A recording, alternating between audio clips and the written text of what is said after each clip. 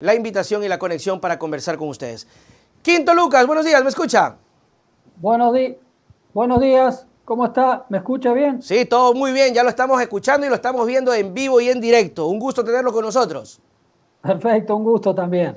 Bueno, principalmente para conversar, Quinto, sobre toda la situación que está ocurriendo con el país. Yo quisiera tener primero una impresión de suya, desde todo ámbito, desde ciudadano, político, académico, ex vicecanciller, de lo que pasa justamente con el país en las manifestaciones. Bueno, realmente el país vive una realidad muy caótica desde hace tiempo. No es una cuestión de las manifestaciones, ¿no? Porque Ya, ahora se trata de decir que el caos vino con las manifestaciones. ok. Lamentablemente, desde el gobierno de Lenín Moreno y después con el gobierno de Lasso, ha existido un caos institucional. Nosotros vemos una desinstitucionalización del país, vemos el tema de la violencia en las cárceles, en las calles. Entonces, más allá del tema económico, que el tema económico es otro problema muy grave, el desempleo, la situación que se nota en los jóvenes que no tienen trabajo, y bueno, no tienen trabajo y terminan saliendo o metiéndose en la delincuencia. Entonces es una situación muy compleja la que vive el país desde el gobierno de Lenín Moreno, lamentablemente profundizado durante el gobierno de Lasso. Muchos pensábamos que Lasso, más allá de su posición económica o de su mirada política, ideológica, iba a tener un gobierno mucho más serio, porque el Claro. gobierno de Lenín Moreno fue impresentable, pero digamos, pensábamos que iba a ser mucho más serio. Lamentablemente no está siendo así y creo que se debe un poco a que él quería ser presidente, pero no se imaginaba todo lo que significa ser presidente y lo que significa gobernar, y que además está asesorando por gente que en otros momentos ha marcado o ha mostrado que no ha tenido capacidad. Ordóñez, los asesores de Lasso son asesores que han estado vinculados en otras épocas, por ejemplo, al gobierno de Maguad, que también fue un gobierno frustrante y frustrado.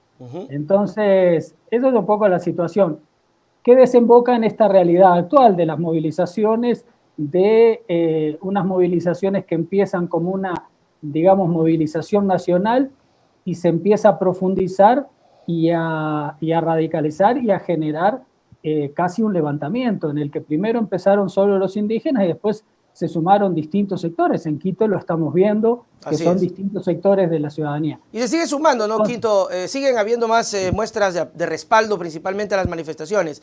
Algo que no quisiera dejar pasar de lo que estás mencionando acerca de estas realidades. Hay un grupo de personas que está con todo el derecho en oposición a las marchas, ¿no? Irónicamente, salió una marcha para rechazar la marcha. Es decir, quienes decían que no marchaban salieron a marchar y está bien, ¿no? Cada quien tiene el derecho a opinar. Hay quienes creen que estas marchas son de vagos, son de violentos. El problema, Quito, es que, ok, lo puede pensar el vecino, lo puede pensar cualquier persona, pero parecería ser que lo piensa el presidente. De hecho, lo dijo en un mensaje hace pocos días, que esto es de un grupo pequeño de violentos. Y dice el presidente, aquí están las respuestas.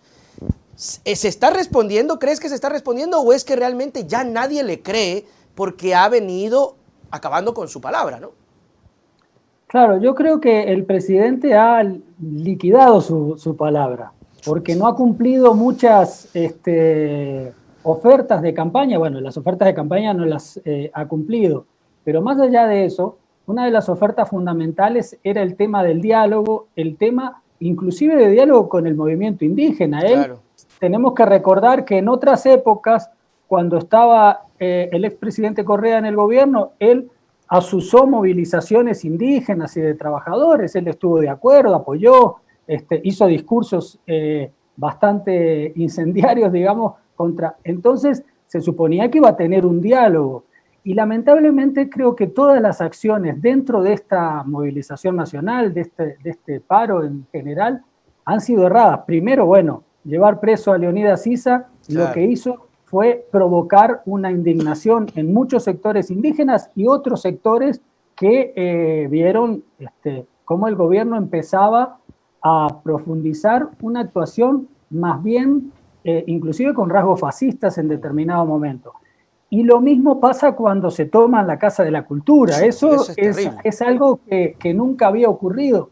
Se podían marcar diferencias, lo que sea, pero no se marcaba una cuestión de tomarse la Casa de la Cultura.